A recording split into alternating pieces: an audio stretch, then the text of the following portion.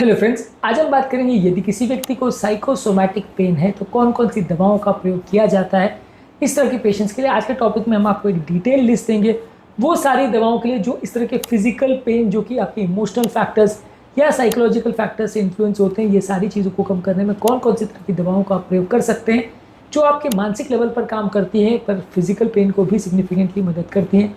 इन सारी दवाओं पर आज हम डिस्कस करेंगे। किस किस इंडिकेशन के दवाओं को यूज़ किया जाता है, क्या साइड इफेक्ट्स हैं, क्या इसके डोजेज पैटर्न है, ये सारी चीज़ों पर हम शॉर्ट में बात करेंगे। टॉपिक पर जाने से पहले जो लोग हमारे चैनल पर नए हैं उन्हें रिक्वेस्ट करूंगा कि चैनल को सब्सक्राइब करें, वीडियोस को लाइक करें, शेयर करें, फॉलो करें, कमेंट करें, पूरा देखें।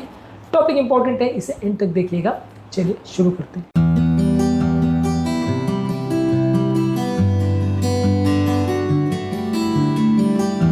सबसे पहले एंटी डिप्रेशन मेडिसिन, ये क्रॉनिक पेन या साइकोसोमैटिक डिसऑर्डर्स के लिए यूज किया जाता है। ज्यादातर ये पेन के परसेप्शन को चेंज करता है, आपके मूड को बेटर करता है। इस मामले में ट्राइसाइक्लिक एंटी डिप्रेशन जैसे एमिट्रिप्टोलिन, नॉरट्रिप्टोलिन और इमिप्रामिन दवा कॉमनली यूज होती है।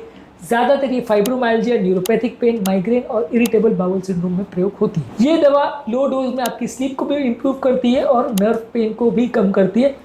साइड इफेक्ट में मुंह सूखने का प्रॉब्लम, ज्यादा सुस्ती आने का प्रॉब्लम और चक्कर आने का प्रॉब्लम हो सकता है। Selective serotonin norepinephrine reuptake inhibitor जैसे नहीं, ये SNRI इसमें दूसरी ड्रग है। इसमें डुलोक्सिटिन और वेनलाफेक्सिन और मिनासिप्राम आता है। ये basically fibromyalgia, depression related pen और क्रॉनिक मस्कुलोस्केलेटल पेन के लिए यूज किया जाता है। डुलोक्सिटिन क्रॉनिक पेन डिसऑर्डर्स के लिए US FDA अप्रूव्ड है। साइड इफेक्ट्स में उल्टी आना, चक्कर आना और पसीना आना, ये प्रॉब्लम्स हो सकती है। अगले ग्रुप की दवाएं सिलेक्टिव सेरोटोनिन रिएप्टेक इनहिबिटर्स यानी SSRI। इस ग्रुप में आती है फ्लोक्सिटिन, सर्ट्रालिन, एसिटालोप्राम और पेरोक्सिटिन। ये एंजाइटी और depression related pen, tension, headaches, irritable bowel syndrome और फाइब्रोमाइल्जिया के लिए प्रयोग की जाती है। ये ज्यादातर सीवियर पेन के लिए बहुत अच्छा नहीं है पर मूड रेगुलेशन के लिए अच्छी दवा मानी जाती है। इसके अलावा आप एंजाइटी वाले पेशेंट में एंजाइटी और मसल रिलैक्सेशन के लिए आप दवाइयां देते हैं बेंजोडाइजिपिन।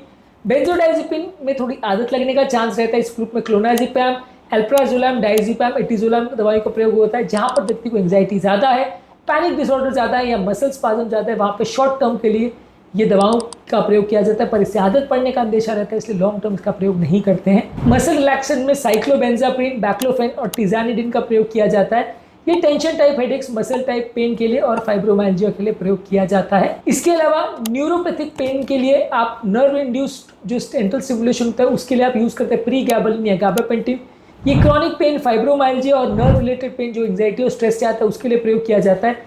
स्लीप में भी मदद करता है। कुछ लोग को पेन से हाइपर सेंसिटिविटी होती है, उसमें भी हेल्प करता है। किसी किसी को वजन बढ़ना, चक्कर आना और किसी किसी को इससे बहुत ज़्यादा नींद आने का प्रॉब्लम हो सकता है। इसके अलावा सिंपल पेन किलर्स और पैरासीटामोल का प्रयोग कर सकते हैं जो साइकोसोमैटिक पेन में रिलीफ के लिए मदद कर सकता है। आइबुप्रोफेन, नेप्रोक्सिन, एसिटामिनोफेन का प्रयोग किया जाता है माइल्ड पेन के लिए। ये लॉन्ग टर्म सोल्यूशन नहीं है, छोटे मोटे टाइम के लिए आप पेन के रिलीफ के लिए इसको दे सकते हैं। इसके अलावा कुछ ऑल्टरनेटिव या कॉम्प्लीमेंट्री मेडिसिन में लो डोज नैल्ट्रॉक्सोन फाइब्रोमाइल्जिया और क्रॉनिक पेन में यूज हो सकता है। कॉग्निटिव बिहेवियरल थेरेपी और मेडिकल कैनाबिस का प्रयोग कर सकते हैं क्रॉनिक पेन और एंजाइटी रिलेटेड पेन के लिए। मैग्नीशियम, ओमेगा 3 फैटी एसिड्स और विटामिन डी का सप्लीमेंट्स का प्रयोग कर सकते हैं मसल पेन के लिए, मसल टेंशन के लिए और इन्फ्लेमेशन के लिए। इसके अलावा साइकोलॉजिकल बिहेवियर के लिए, लॉन्ग टर्म रिलीफ के लिए आप कॉग्निटिव बिहेवियर थेरेपी का भी यूज कर सकते हैं जो कि पेन परसेप्शन को इंप्रूव करता है। माइंडफुलनेस बेस्ड स्ट्रेस रिडक्शन का प्रयोग कर सकते हैं जो कि स्ट्रेस इंड्यूस्ड मसल पेन को कम करता है। हिप्नोथेरेपी का प्रयोग कर सकते हैं जो कि ट्रॉमा रिलेटेड पेन को कम करता है। फिजियोथेरेपी और योगा का प्रयोग कर सकते हैं जो कि टेंशन टाइप हेडेक्स और बैक पेन और फाइब्रोमाइल्जिया के लिए इफेक्टिव है। तो बेसिकली ज्यादातर अलग अलग तरह के पेन के लिए, न्यूरोपैथिक पेन वगैरह में आप ज्यादातर गाबापेंटिन और प्रीगाबालिन ये सब फर्स्ट लाइन ड्रग्स में यूज करते हैं या ट्राइसाइक्लिक एंटी डिप्रेशन और SNRI ड्रग्स का प्रयोग करते हैं। बहुत ज्यादा एंजाइटी हो तो बेंजोडाइजिपिन का प्रयोग करते हैं। बहुत ज्यादा अगर एक्चुअल में पेन हो तो non steroidal anti inflammatory drugs या पेन किलर्स का शॉर्ट ड्यूरेशन के लिए प्रयोग कर सकते हैं। साथ ही साथ पेशेंट को साइकियाट्रिस्ट की मदद, मेडिटेशन, एंजाइटी को कम करना, नींद अच्छी रखना, एक्सरसाइज करना, फिजियोथेरेपी करना, ये सारी चीजें करनी पड़ती है जिससे कि साइकोसोमैटिक पेन में मदद मिलती है। साइकोसोमैटिक पेन में क्या क्या चीजें करनी पड़ती है, क्या क्या यूजफुल टिप्स होते हैं और बाकी सारी चीजें, इसमें खाने पीने में क्या ध्यान रखना होता है, इस पर हमने ऑलरेडी काफी वीडियोस की, इसको जरूर देख लीजिएगा। उम्मीद करूंगा कि आज के टॉपिक में कुछ नई बातें जानने को मिली होगी। जो लोग हमारे चैनल पर नए हैं उन्हें रिक्वेस्ट करूंगा चैनल को सब्सक्राइब करें, वीडियोस को लाइक करें, शेयर करें, फॉलो करें, कमेंट करें, पूरा